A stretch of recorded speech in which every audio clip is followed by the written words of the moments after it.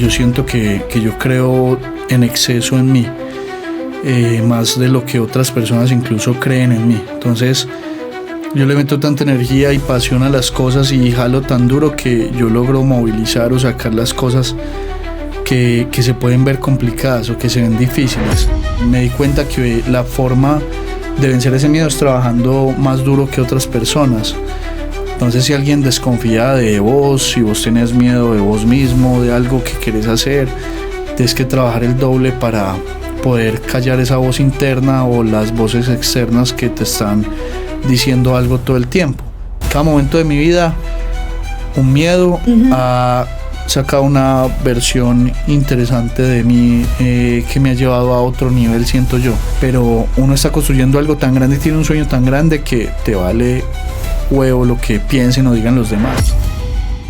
Bienvenidos a un episodio más de Mera Energía. Yo soy Juliana Giraldo y el episodio de hoy no se lo pueden perder y lo tienen que ver hasta el final, porque vamos a hablar de esos momentos en los que nos detenemos a pensar: ¿será que yo sí soy la persona correcta para ejecutar este rol de liderazgo que me asignaron, que me pusieron? Porque es que a veces pasa que llegamos a ocupar roles de liderazgo, ya sea porque firmamos un contrato con ese rol específico o porque la vida laboral nos fue llevando a cumplir esos roles de liderazgo.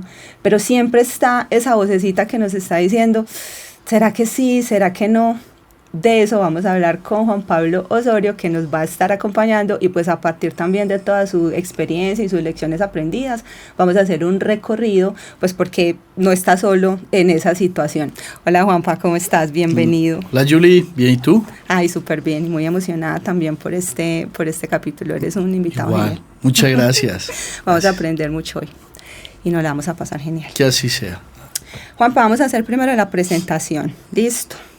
Ahí me vas diciendo a ver esa presentación, ¿qué o qué? Mira, tú eres el propio para que hablemos sobre esto, porque tú has tenido un crecimiento muy bonito, grande e importante, sí, en diferentes aspectos. Tú has tenido un crecimiento tanto en un rango empresarial, por decirlo de alguna manera, como el crecimiento que has tenido con tu marca personal. Entonces, sí, tú eres desarrollador de software, ingeniero de sistemas de profesión. Así es. Hoy por hoy tienes un cargo de dirección, de director de producción. Eso nos representa un camino largo. Y por otro lado, tienes tu marca personal, que también ha tenido un crecimiento muy chévere y no es de la noche a la mañana. De hecho, yo me siento orgullosa porque en algún momento también hice parte de esos inicios y me encanta ver ese crecimiento que has tenido.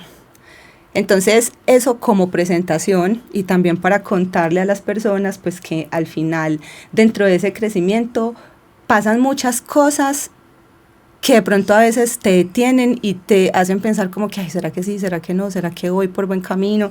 Entonces, por eso vos sos el propio para estar acá. Cuando uno empieza a liderar o empieza a hacerle frente a ese tipo de iniciativas, a ese tipo de proyectos, siempre nos asalta esa duda. ¿Vos has tenido momentos o episodios así que nos puedas compartir donde vos te has detenido a pensar eso? ¿Será que sí soy bueno para esto? En cualquiera de los dos aspectos. Sí, yo creo que sí. Muchas veces yo soy una persona muy confiada en general. Digamos que lo que se me mete en la cabeza lo logro sacar. Entonces a veces ni siquiera es de pronto por falta de creer en mí, porque yo siento que yo creo en exceso en mí, más de lo que otras personas incluso creen en mí. Entonces yo le meto tanta energía y pasión a las cosas y jalo tan duro que yo logro movilizar o sacar las cosas que se pueden ver complicadas o que se ven difíciles. Cuando se me mete algo en la cabeza trato de sacarlo, pero pues siempre va a pasar que en algún momento de tu vida alguien pone en duda lo que estás haciendo. Yo me acuerdo que cuando yo entré a Ceiba, que es la casa de desarrollo donde trabajo actualmente, yo empecé como practicante y en mi cabeza, cuando yo empecé ahí, yo quería ser gerente de producción, gerente de operaciones o Chief Operation Officer, como lo llamen en las organizaciones donde ustedes están. y se me metió en la cabeza desde el día 1. Y yo empecé a trabajar mucho en ello, en lograrlo, en ver qué podía hacer, en no sacarle el cuerpo a las cosas, es decir, pagar el precio para poder llegar allá. Y yo me acuerdo que cuando yo llegué, después de una larga historia, una larga temporada, fueron más o menos 3 años aproximadamente en ese proceso para llegar a ese rol. Yo llegué muy joven y digamos con muy poca experiencia. Y yo recuerdo que yo pasé de practicante a desarrollador, si lo vemos como en una jerarquía, entendiendo que en Ceibán no hay jerarquía, somos muy planos. Practicante a desarrollador. De desarrollador pasé inmediatamente a coach. Y de coach no pasé ni siquiera por gerente de proyectos, sino que salté de una gerente de producción. Entonces, para muchos compañeros que ni siquiera eran compañeros míos en ese momento, eran mis jefes o líderes en ese momento, fue muy chocante porque cuestionaron mucho en ese momento que yo llegara a ese rol. Entonces fue una época como de 6 meses donde mi líder, David, me decía, yo tengo 2 formas de que probemos finura, digámoslo así, para que demostres y calles cualquier duda. Te vuelves gerente de proyecto y gerencias al tiempo que lideras el área para que mostres que sos capaz de sacar algo en limpio, o te reviento y te lleno de proyectos y te regas con los muchachos, con tus colaboradores, a mostrarles que sí sos capaz de hacerlo. Al final nos fuimos por las 2 y digamos que poco a poco, gracias a la confianza de David, pues yo fui mostrando que sí lo podía lograr y que lo podía hacer. Pero en varios momentos de esa época de transición hubo muchas dudas y muchos miedos, porque yo por dentro, digamos, me dan muchos miedos, pero por fuera soy muy seguro. Sí. Y yo tengo una particularidad, y es que cuando me da miedo, siempre me da daño de estómago. Entonces me ponen problemas. Incluso recuerdo que cuando yo entré como practicante, yo todo el tiempo por mi cabeza era pensando, me van a echar, porque yo salí de la universidad a la industria, y uno de la universidad a la industria, pues hay mucho gap que hay que aprender, entonces uno se asusta. Pero por fuera yo no lo demuestro. Yo por fuera estoy tranquilo y muestro seguridad, la seguridad que tengo. Entonces, en el ámbito laboral sí he tenido momentos y se me ha cuestionado en algún momento y han dudado de mí, pero al final, digamos, uno tiene que saberlo manejar y también creer que si uno está ahí es porque, hombre, si estás ahí es porque alguien ve en vos una capacidad o una habilidad que de pronto vos no ves. Entonces, cuando vos logras creértela y decir, hey, si soy capaz de hacerlo, pues al final lo logras sacar, que eso es lo más importante.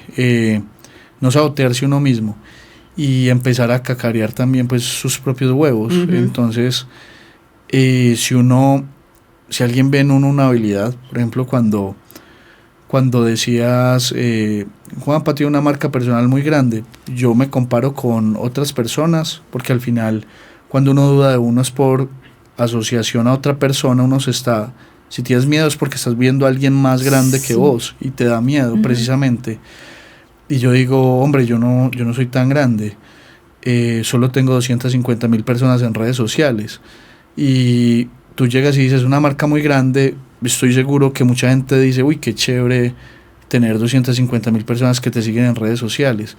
Y yo me comparo con gente de 1 millón, de 2 millones, de 10 millones y digo, todavía estoy muy chiquito, qué bueno fuera ser más grande. Entonces uno duda todo el tiempo de sí mismo, pero creo que uno de los errores más grandes al dudar, porque uno puede dudar, claro, y seguramente mucha gente no va a estar de acuerdo conmigo, es mostrar ese miedo o exteriorizar ese miedo, porque si vos mostrás que no hay confianza en vos mismo, pues si vos no confías en vos, nadie va a confiar en vos. Entonces tenés que estar seguro todo el tiempo.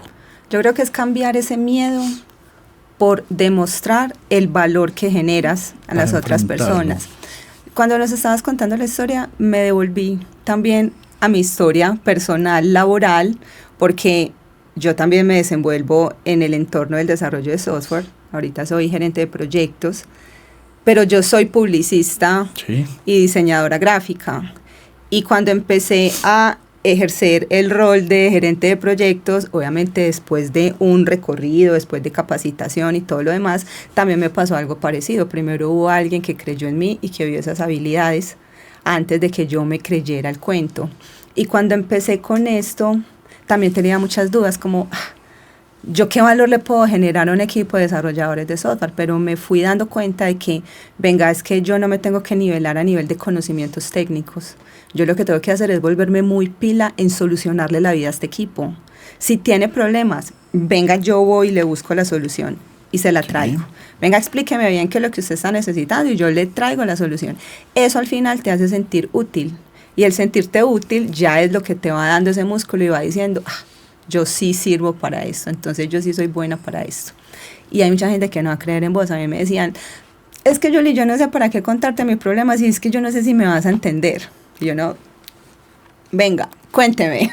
Y ya uno se va corriendo por allá a averiguar. Sí, así es. Pero entonces de eso se trata. Cuando empezás a ver el valor que genuinamente le puedes entregar a las otras personas, uno dice, sí, esta vuelta sí es conmigo y yo sí soy buena para esto. Sí, qué bonito darse cuenta de eso. Pero entonces siempre has tenido como esa entereza, como esa, a mí me da miedo y con miedo y todo le hago. Desde niño ha sido así. Pues yo no sé si desde niño he sido así, no lo tengo tan claro, pero yo creo que al final la vida le va marcando a uno el carácter o digamos esa valentía de enfrentar sus miedos. Y yo me acuerdo que mi mamá decía que pues, si necesitábamos plata había que salir a trabajar, ¿cierto? Y ella era vendedora ambulante, entonces era muy, muy heavy porque cuando había que pagar la matrícula del colegio, pues ella decía, primero convulsionaba porque era epiléptica y después de que se aliviaba, sacaba una olla de sancocho, vendía sancocho en el parque y con eso trabajaba. Y nunca le daba miedo tener que salir a altas horas de la noche a trabajar o tener que buscar los medios para trabajar.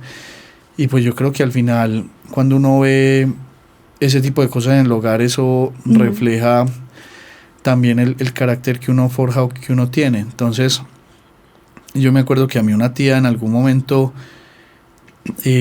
después de que mi mamá me dijera, yo no tengo cómo pagarte universidad, mire a ver qué va a hacer, mi tía me dijo, lo único que usted puede hacer es ganarse una beca con los ICFES. Y yo me acuerdo que yo estaba muy asustado porque mi abuelita todo el tiempo me dijo que si uno no estudiaba se volvía ladrón, vicioso. Mi abuelita era muy despectiva. Y yo no estoy diciendo que vicioso sea malo o nada, ya cada quien hará con su vida lo que quiera. Solo un ejemplo. Pero mi abuelita decía eso, me decía eso todo el tiempo. Entonces me daba miedo no defraudar a la gente. Entonces al final, con miedo y todo, pues me di cuenta que la forma de vencer ese miedo es trabajando más duro que otras personas. Entonces si alguien desconfía de vos, si vos tenés miedo de vos mismo, de algo que querés hacer, tienes que trabajar el doble para poder callar esa voz interna o las voces externas que te están diciendo algo todo el tiempo. Entonces yo en ese momento me di cuenta que yo tenía una habilidad muy buena para ser disciplinado. Entonces yo empecé de cumpleaños, pedí un breakfast. Entonces me puse a estudiar y iba todos los sábados de 8 de la mañana a 2 de la tarde era eso. Y por la tarde salía a hacer simulacros. Y así fue todo el año. Desde marzo hasta octubre, que creo que se acabó eso. Y recuerdo que los ICFES fueron a final de octubre, a principio de noviembre. Los hice y me fue muy bien y yo me pude ganar 4 becas gracias a eso, por ejemplo. Entonces ahí me di cuenta que podía lograr lo que me propusiera. En la universidad me pasó algo similar. Yo soy muy miedoso, yo pues viéndolo en retrospectiva me da mucho miedo muchas cosas. Entonces yo me acuerdo que yo ya era pensando, yo no soy el más inteligente del mundo, voy a entrar a FIT, allá la gente es muy inteligente, pues yo perdía materias en el colegio como cualquier mortal, y se había ganado una beca y tenía que mantener un promedio muy alto, y yo todo el tiempo era pensando, me van a quitar la beca, la voy a perder. Pero yo lo que hacía era ir y hablar con Bienestar Universitario. Desde el primer minuto en que perdí el primer parcial de cálculo 1 y saqué .5, yo me fui a hablar con Bienestar Universitario. Yo les dije, hey, perdí el primer parcial, díganme qué hago porque me da miedo perder la beca. Al final me tiré cálculo y me tiré física, me tiré 2 materias, eso daba para pérdida de beca de inmediato. Pero como yo todo el tiempo estuve hablando y se daban cuenta que me estaba esforzando y que yo traía un gap gigante por, digamos, la educación que se había recibido previamente, no por el colegio, sino por de pronto mi dedicación en ese momento en el colegio, a punta de trabajo doble lo saqué y me dijeron, no te vamos a quitar la beca. Y yo les dije, yo les pago las 2 materias que perdí, y pues trabajaba y pagaba las materias y me dejaron seguir. Y así no tuve problema. Entonces, cada momento de mi vida, un miedo ha sacado una versión interesante de mí, que me ha llevado a otro nivel, siento yo, tanto en el mundo del liderazgo, como marca personal, como académico, yo creo que en todo. Y es muy bacano eso que decís, para que desmitifiquemos acá un dicho muy común, es con miedo y todo yo le hago. No es solamente así, es con miedo pero con disciplina. Sí. Pues porque el miedo no se va a vencer solito, solamente es la seguridad que te da esa disciplina de estar estudiando, de estar mejorando, es eso, así es que se vence. ¿Y cómo traducir esa disciplina a todo tu crecimiento a nivel de marca personal? Porque mencionemos, tú ya vienes dándonos unos brochacitos, tienes una comunidad muy grande, muy bacana, de la cual yo también hago parte. Y también tiene esa, digámosle, propósito es de capacitar a las personas para que tengan los conocimientos necesarios para que puedan invertir en bienes raíces y ojalá, ¿por qué no?, tener esa jubilación tan anhelada pronto por medio de los bienes raíces. La comunidad no llegó sola, no llegaron los 250,000 seguidores así. No se desarrollaron todos los productos que tú tienes ahora así. Entonces, ¿cómo se traduce esa constancia y también ese miedo en toda esta carrera tan bacana que has desarrollado con la marca personal? Yo creo que todo el tema se traduce en soñar en grande. Yo creo que cuando uno tiene sueños, uno va muerto por la vida, ¿cierto? Y pueden ser sueños. Se puede empezar con sueños pequeños, de pronto, yo quiero una motico. Yo vi a una compañera de Ceiba en estos días que compró una moto, y ponía en Instagram, soñar es válido, qué chévere soñar, estoy orgullosa de mí, y fue muy chévere ver que al menos tenía un sueño por el cual luchar y trabajar. Entonces, si uno no se pone un sueño, y puede ser cualquiera, voy a llevar a mis papás a conocer el mar, voy a comprar un carro, voy a comprar una casa, uno nunca se va a exigir o va a llegar a un siguiente nivel en ese miedo. Entonces yo siempre he dicho que mis sueños son tan grandes que tengo que trabajar mucho más duro para poderlos alcanzar, y tengo un problema, y es que los sueños míos se han transformado mucho. Entonces hay una canción que dice, estoy donde quería estar, no donde quiero estar. Es decir, yo ya llegué a donde quería estar hace unos años, pero yo no me imaginé que iba a ser tan rápido que podía soñar en cosas más grandes. Entonces es muy loco eso, y al final los sueños son el motor de muchas de las cosas. Entonces yo cuando llegué a AFIT, el siguiente sueño fue, yo no he salido nunca del país, qué chévere fuera ir a conocer otra parte del mundo. Entonces pregunté, averigüé cómo me puedo ir de intercambio, y encontré una oportunidad y me pude ir 6 meses a India. ¿Por qué India? Porque yo quería que fuera el sitio más lejos y remoto que me sirviera para mi carrera, porque si iba a salir del país tenía que ser en grande. Y me dieron la beca yo no tuve que poner mayor cosa en plata. Me dieron ropa, pasaporte, etiquetes, la estadía, la alimentación, me dieron todo. y ya les dije que yo perdía materias en la universidad, entonces al final el sueño es grande y si uno trabaja duro por él, lo logra. Luego cuando entré a Ceiba, yo recuerdo perfectamente, y yo no sé si David se acuerda, pero yo me acuerdo que yo a David en algún momento le dije, yo quiero hacer lo que vos haces. David era gerente de producción, acabadito de desempacar, David es mi líder. Entonces, en algún momento, posteriormente, a los 3 años me dijo, hey, que si te acordás y querés hacer lo que me dijiste hace unos años. Yo creo que él sí se va a acordar de eso. Y ahí fue cuando yo quedé de gerente de producción en ese momento. Y así han sido todos los sueños: comprarle una casa mejor a mi mamá, tener un carro lindo, una moto grande, poder viajar y conocer el mundo, tener una finca, un lote de recreo, todo este tema. Y cada uno de los sueños ha impulsado algo adicional, algo diferente. ¿Cómo puedo acelerar también mi progreso como líder o como una persona normal, pues, que quiere cumplir unos sueños grandes?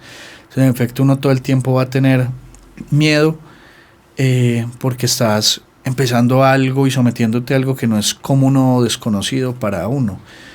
Entonces, yo recuerdo también, yo quería hablar frente a personas, en público. Por ejemplo, en podcast yo no estoy tan acostumbrado. Entonces, yo soy muy bueno hablándole solo a la cámara y dándole mi discurso, pero en podcast no me siento tan cómodo, porque si he estado en 2, 3 podcasts, ha sido mucho. Pero en tarima me siento muy cómodo porque ya me he expuesto tanto y cada vez son más grandes. El público más grande que estuve fue en la PlatziConf, que en total fueron 16,000 personas en Ágora, en Bogotá. Te felicito. Muchas gracias. Yo me acuerdo que yo ese día estaba sudando en las manos porque llevaba mucho tiempo, pero me iba a exponer a algo mucho más grande.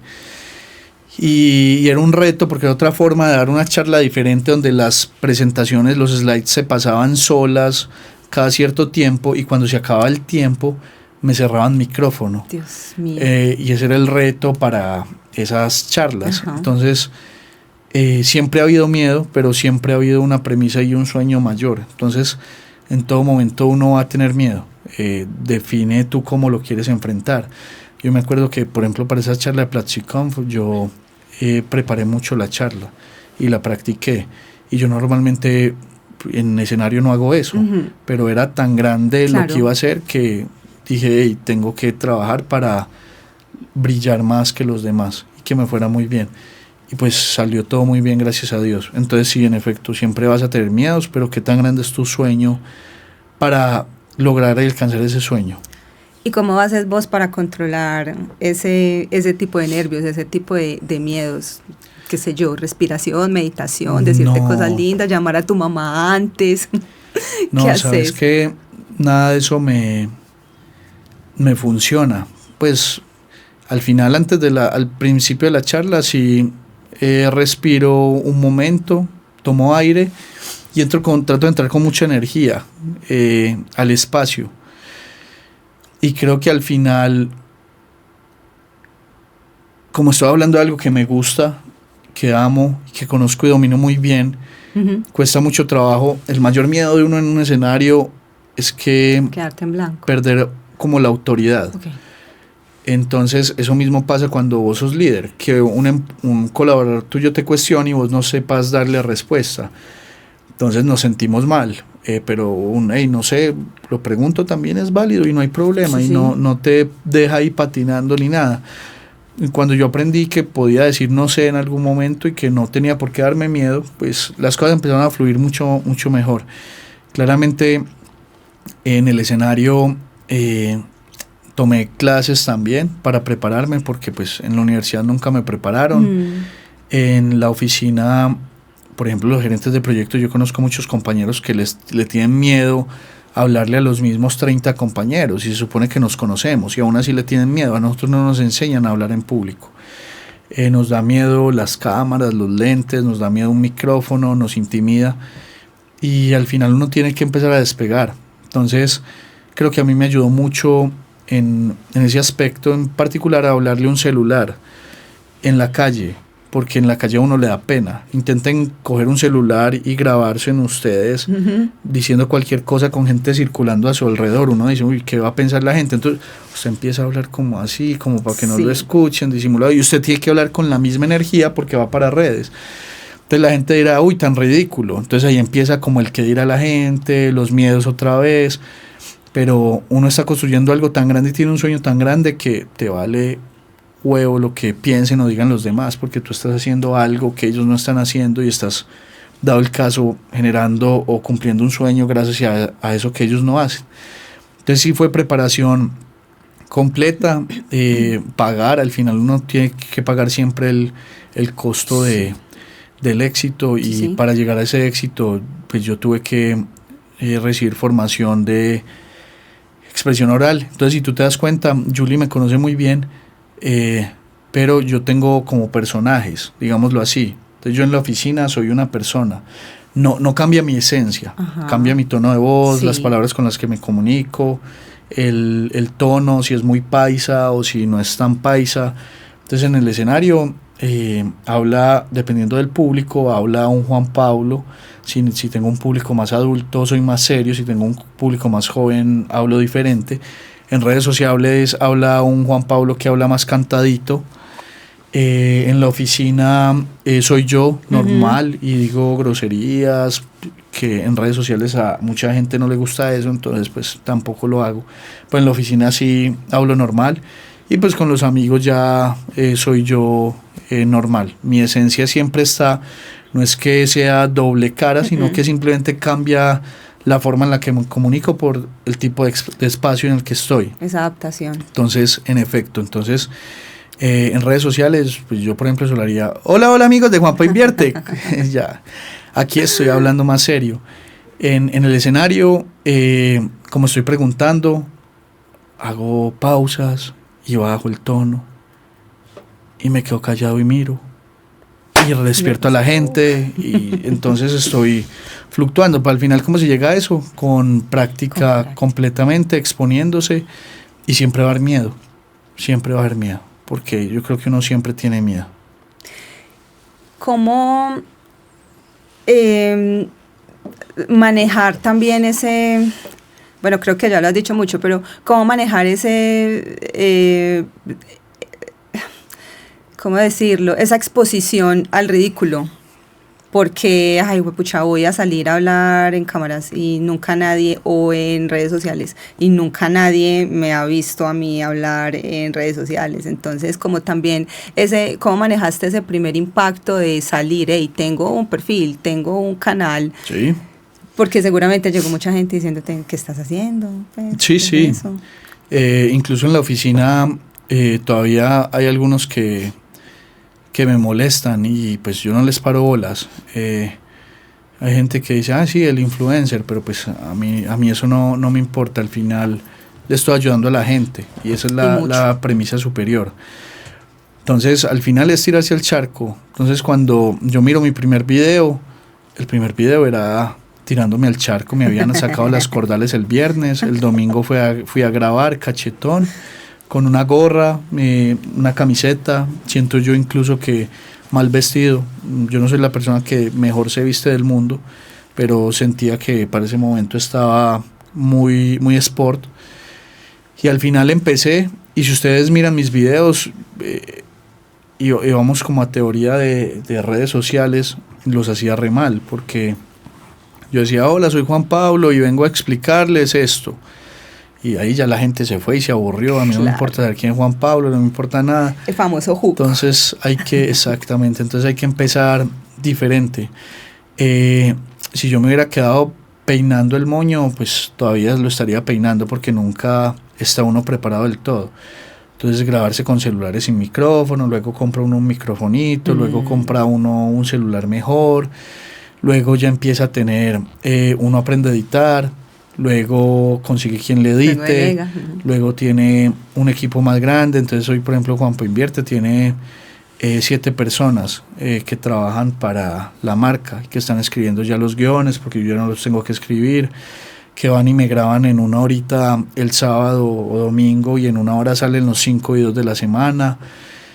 Entonces empieza a cambiar la forma también en la que uno construye, pero al final, si yo no hubiera empezado, porque yo tenía pena, tenía miedo, pues nunca hubiera logrado lo que se tiene hoy en Juanpa Invierte, que al final pues es otra empresa, porque es una empresa muy sólida, que ya tiene empleados, que tiene una caja fuerte, que la respalda, que tiene muchos estudiantes, que está afiliado a Camacol, que está afiliado a La Lonja, que tiene alianzas con muchísimas constructoras en el país, en el exterior, y pues cuando empezamos era con pena y con lo que hubiera, y pues así funcionó y se logró el tema y se sacó adelante, pero siempre, insisto, siempre va a haber miedo. Oye, Juanpa, ¿y se puede contar ese próximo paso que quieres dar con Juanpa Invierte? Sí, Juanpa Invierte, como las marcas de gaseosa, que tienen varias marcas de aguas o varias marcas de té, Juanpa Invierte está creando un paralelo que se llama PropiApp, que es una PropTech, que es propiedad con tecnología. Esa PropTech ya está el mínimo producto viable en producción, ya está funcional, y el objetivo es que las personas puedan consultar qué propiedad está disponible orientado al nuevo, solamente al apartamento nuevo, y que entiendan cuánta disponibilidad hay, cómo se ha valorizado la zona, el sector, que tengan datos, conexión con inteligencia artificial. Entonces uno como inversionista busca, no sé, el poblado, y le dice, tengo tanta plata, decime qué hay, y pues él te muestra y te explica cuánto plazo tiene ese apartamento, por qué podría ser una buena opción y cómo se ha valorizado, dinamizado el sector. Entonces estamos en un piloto con más o menos 50 personas en este momento. El objetivo es cerrar agosto con 100 personas, agentes inmobiliarios únicamente, que son los que le están dando feedback y retroalimentación al aplicativo.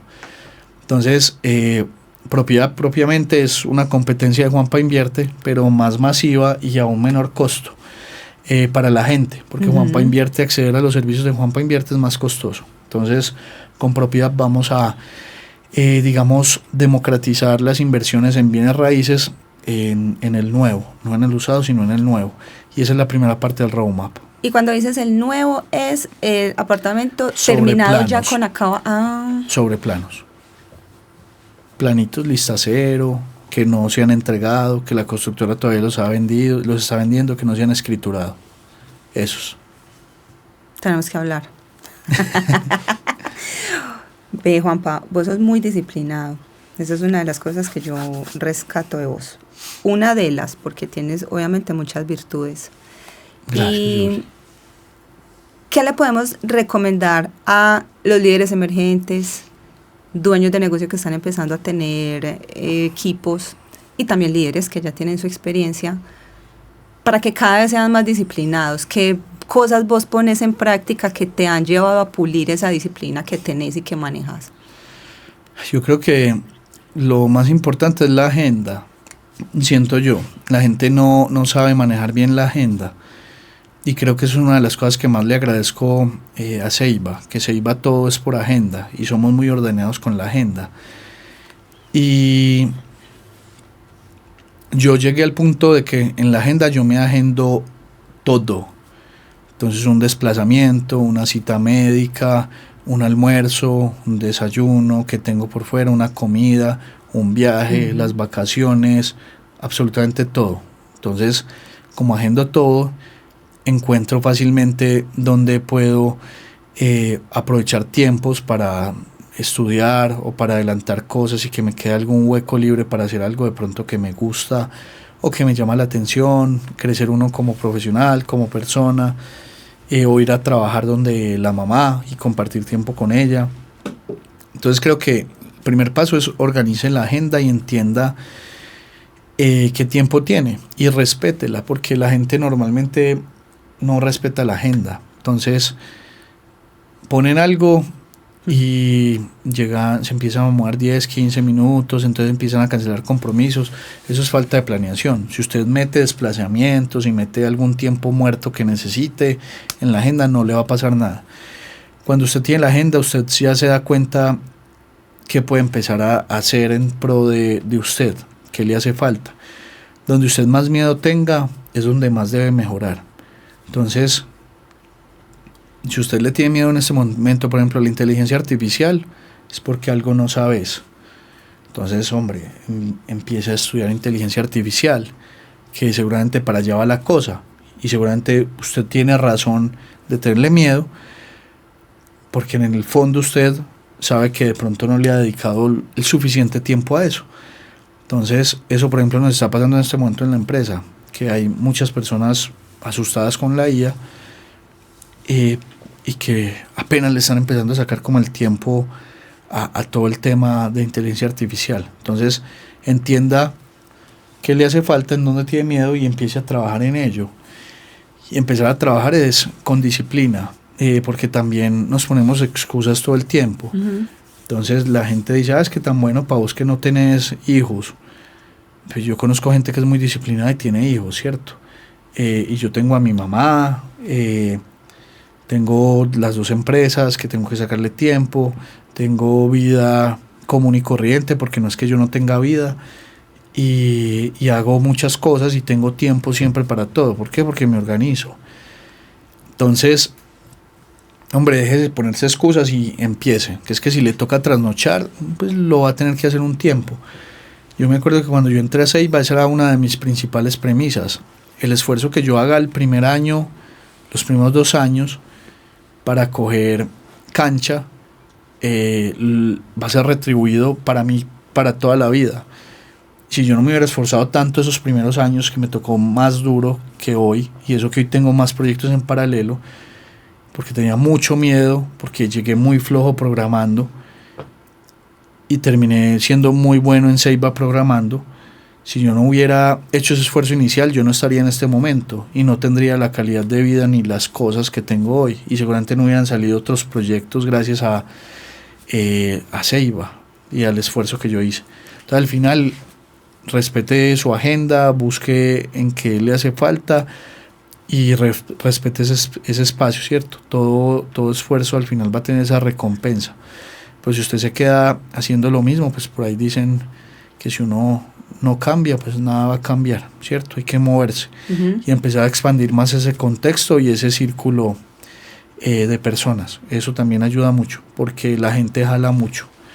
Y eso me ha ayudado a mí mucho. Cuando uno se rodea de gente que lo jala a uno, sí, uno crece más, crece más rápido. Entonces yo creo que eso al final son como las 3-4 cosas que yo le diría a la gente que haga y pues que yo hago normalmente. Sí, ahí esa última está relacionada con el viejo adagio popular: si te juntas con 4 borrachos, eres el quinto. Así es, tal cual. Es algo como así. Juanpa, hoy hablamos de un dolor o un par de dolores muy comunes en los líderes emergentes, en los dueños de negocio, en los líderes de equipos que ya tienen cierta experiencia, que es esa vocecita interna que te dice, ¿será que sí puedes? Al final, pues, desarrollamos toda la conversación y hablamos de temas muy interesantes de, hey, no le hagas tanto caso a eso, más bien ocúpate de superarlo, estudiando, con disciplina, con todo lo demás. Y terminamos hablando, haciéndole un doble clic a ese tema de la disciplina, que también es muy importante, porque eso conecta con otro dolor que es como, no tengo tiempo para mí. Sí. Ay, yo le soluciono a los otros, yo estoy pendiente de los otros, ando aquí, ando allí, y yo me pierdo. No tengo tiempo para revisar bien si lo estoy haciendo bien, no tengo tiempo para mirar si estoy alineado con lo que quiero lograr como líder. Entonces al final son esos dolores que van siendo muy comunes y uno cree que está solo en el mundo, pero no, pero son dolores que muchas personas sentimos. Así entonces esos dolores los recopilé en un ebook. Sí. Y no solamente hablamos del síntoma, sino también de algunas recomendaciones para bajarle un poquito a ese síntoma, con recomendaciones prácticas para poner en práctica, valga la redundancia, día a día, para irle bajando un poco a esos dolores. Entonces, invitemos a las personas, si quieren tener el ebook, pues pueden ir a la descripción de este capítulo y ahí se van a encontrar el link para que lo puedan descargar. Te quiero agradecer por estar acá, te quiero agradecer por tu tiempo, te quiero agradecer por ponerte en tu agenda esta cita de hoy y que la hayamos podido hacer. No, Julie, a ti gracias por la invitación, gracias por la ayuda. Julie y yo empezamos en Ceiba muy parejos. Cuando Julie estaba empezando de gerente, yo entré de gerente de producción en ese momento. Y Julie también me ayudó con Juanpa Invierte cuando estábamos empezando, que es la empresa de bienes raíces.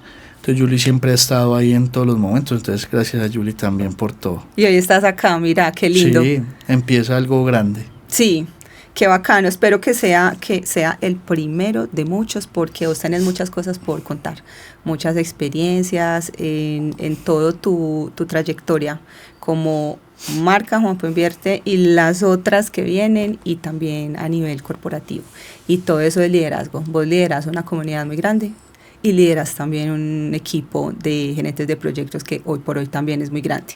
No solamente de gerentes de proyectos, sino de todas las personas que esos mismos gerentes de proyectos tienen a cargo, que eso es una figura visible, eso es un líder. Entonces todo lo que tengas para compartir, maravilloso. Genial, Julie, muchas gracias. Y gracias a todos por estar aquí conectados.